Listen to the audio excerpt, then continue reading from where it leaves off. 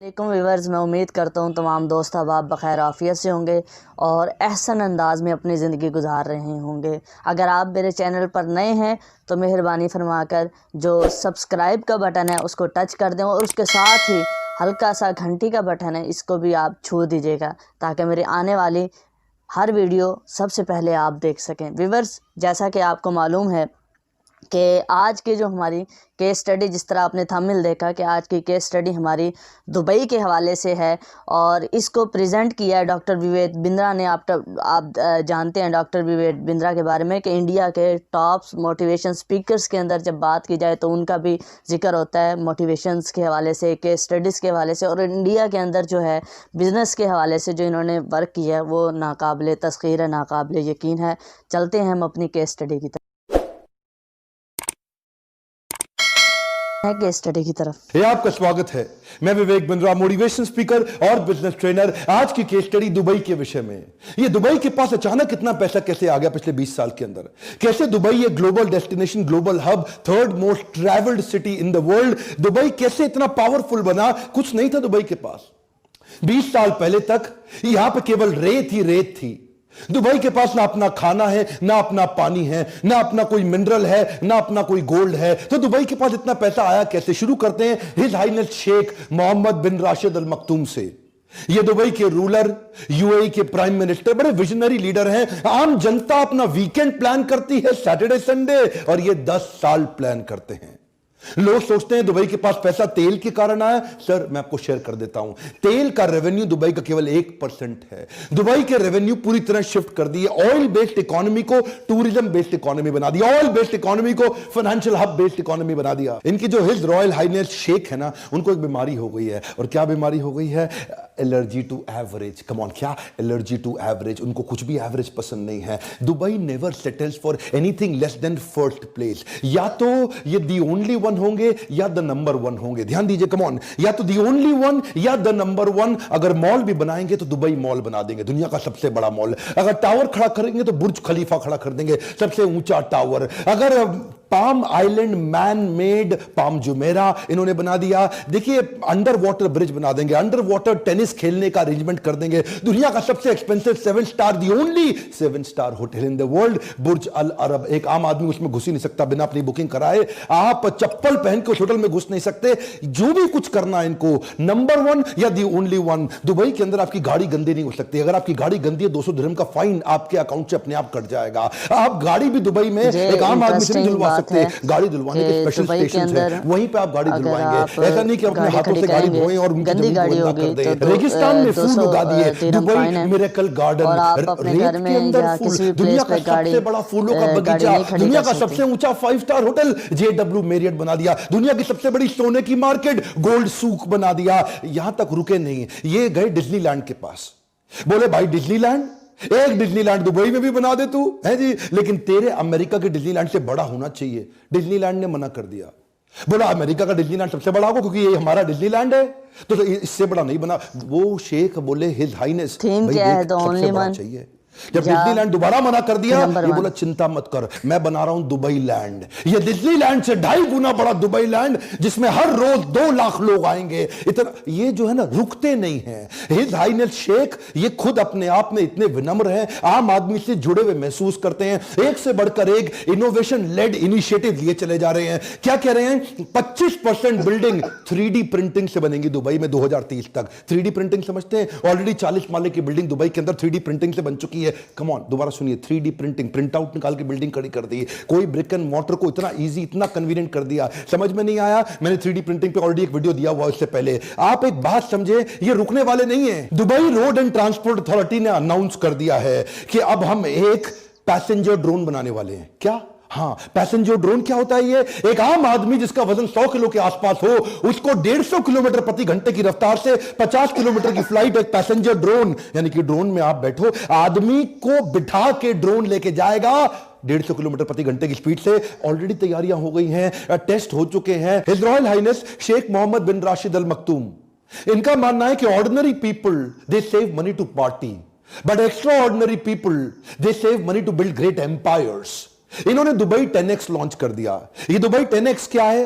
ये चाहते हैं हर चीज 10 गुना हो जाए दुबई के अंदर। सरकार को ट्रेन कर रहे हैं अपनी कि हर चीज को 10 गुना बड़ा कैसे करें, 10 times faster, 10 times more efficient and 10 times bigger. इनका मानना है ये दुबई कनाल प्रोजेक्ट भी चालू कर रहे हैं, बड़े फ्री वाईफाई जोन लेके आ रहे हैं। दुबई कनाल प्रोजेक्ट के अंदर ट्रांसपोर्टेशन के तरीके को बदल देंगे, उसी के अंदर स्टिल्ट 200 बड़े घर भी बनाएंगे जिनको ये अलग से बेचेंगे, फ्लोटिंग रेस्टोरेंट, मरीना बीचेस, कितनी चीजें ऐसे। देखिए इसी को बोलते हैं रिसोर्सेज नहीं होना, रिसोर्सफुलनेस होना। आबू धाबी क्यों ग्रो किया? उसके पास तेल है, मैं मान सकता हूं इसीलिए ग्रो कर गया, तेल बेच करके, क्योंकि उसको अपना खुद नहीं करना पड़ा, अपनी जमीन से तेल निकाला बेच दिया। बाकी गल्फ कंट्रीज भी ऐसा कर रही हैं, तेल निकाल के बेच रही हैं। दुबई के पास कुछ भी नहीं था। ईज ऑफ कम्युनिकेशन को ये भली बात ही समझते हैं, क्योंकि विजनरी लीडरशिप है, दूर तक की सोचते हैं, तो इसीलिए world most connected smart city बना दिया। एक दुबई में हाइपर लूप भी बना रहे हैं कम्युनिकेशन और ट्रैवल के तरीके को। ये क्या है? ये वैक्यूम ट्यूब होती है जिसमें आप आबू धाबी से दुबई तक 10,000 पैसेंजर 12 मिनट में ट्रैवल कर पाएंगे। दोबारा सुनिएगा, 10,000 पैसेंजर एक ही बारी में 12 मिनट में ट्रैवल कर जाएंगे। क्योंकि दूर तक की सोचते हैं ना, तो इसलिए गाड़ियां भी ड्राइवरलेस कर रहे हैं। इनका कमिटमेंट है 2025 तक 25% गाड़ियां पूरी तरह ड्राइवरलेस हो जाएंगी। ये 30-30 पैसेंजर की गाड़ी बना रहे हैं कि 30 पैसेंजर आए, मोबाइल से, एप्लीकेशन से डाउनलोड कर लें और उसी एप्लीकेशन पे क्लिक करें, ड्राइवरलेस गाड़ी इनके पास पहुंचेगी, उसमें 30 पैसेंजर होंगे, इनकी भी सीट होगी, ये भी जाएंगे और डेस्टिनेशन भी डाल दें, स्टार्ट पॉइंट, एंड पॉइंट, और गाड़ी इनको वहां जाके छोड़ दे। कोई ड्राइवर की जरूरत नहीं। ट्रांसपोर्टेशन को भी डिसरप्ट कर दिया। इनको जो पुलिस की सर्विसेज बनाई, क्या है? Policing without police. ध्यान दीजिएगा, कम ऑन, क्या? Policing without police. ऐसा सिस्टम बना दिया, स्मार्ट पुलिस स्टेशन बना रहे हैं दुबई के अंदर, एक के बाद एक, एक के बाद एक, जहां पे पुलिस की जरूरत ही नहीं पड़ेगी। सब कुछ ऑटोमेट कर दिया, करप्शन का कोई जुगाड़ ही नहीं, कोई सिस्टम ही नहीं। ऐसा नहीं पेड़ के पीछे छुप के पुलिस देख रही है, आने तो चलान काटेंगे, कुछ अपना भी बना ले।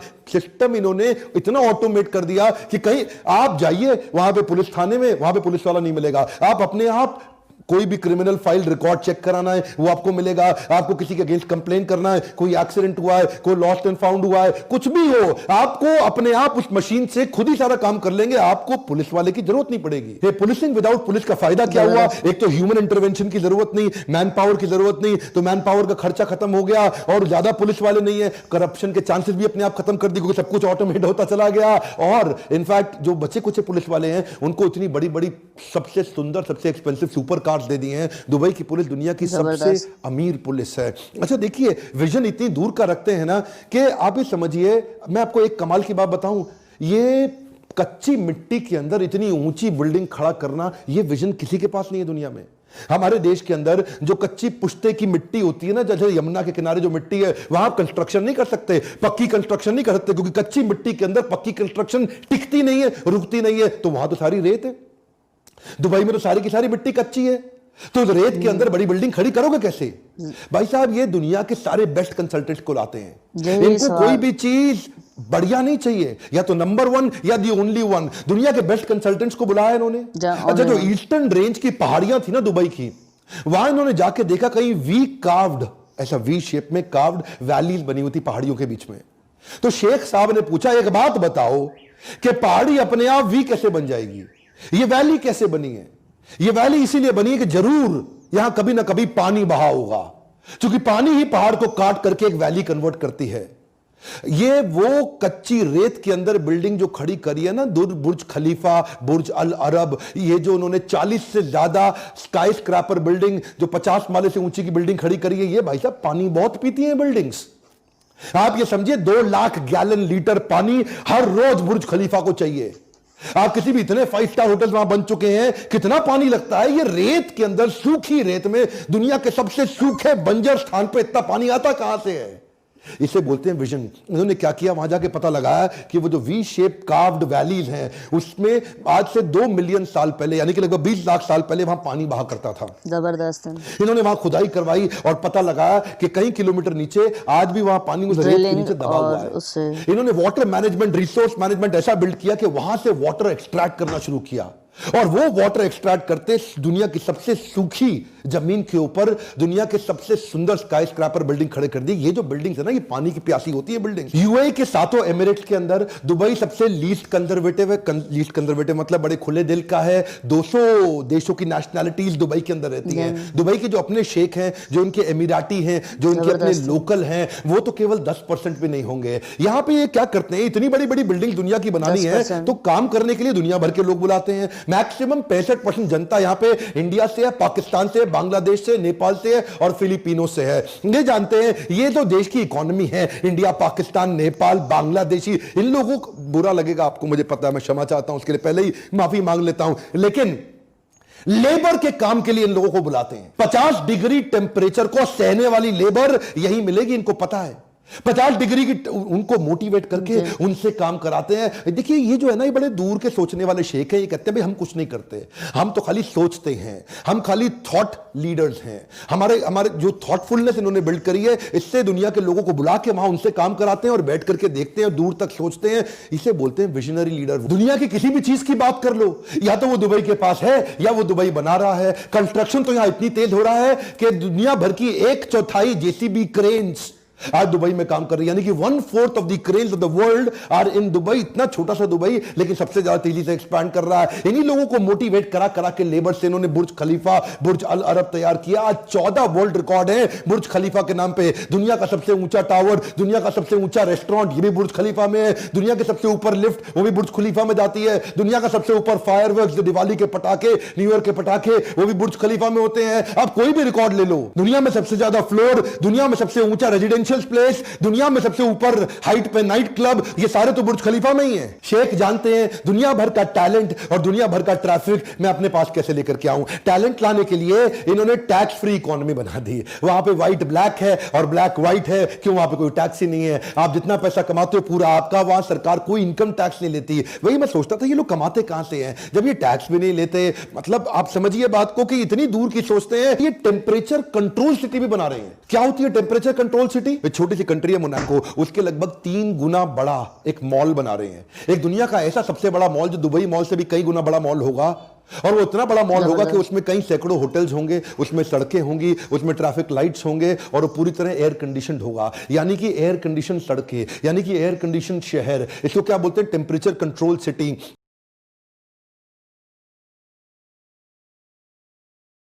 कितना दूर का सोच लेते हैं ये, मतलब ये बस सोच लेते हैं और उसके बाद कर भी देते हैं उसको।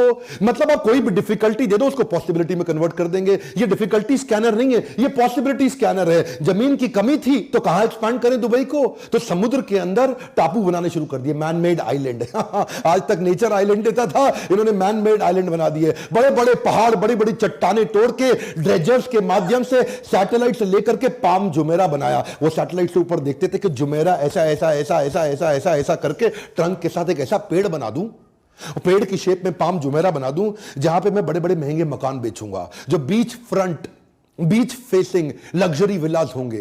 अब देखिए एक बात समझिए, किसी को टापू बनाना है तो वो गोल्ड टापू बना के काम खत्म कर देगा। भाई गोल्ड टापू बन गया मेरा। इन्होंने क्या टापू को गोल्ड नहीं बनाया, मेरी बात जरा ध्यान से सुनिएगा। इन्होंने सोचा गोल्ड टापू बनाऊंगा तो कोने कोने पे बीच फ्रंट मकान बड़े लिमिटेड बनेंगे यार, तो कुछ ऐसा करें कि इतनी सी जमीन के अंदर ज्यादा मकान मैं कैसे बेचूं।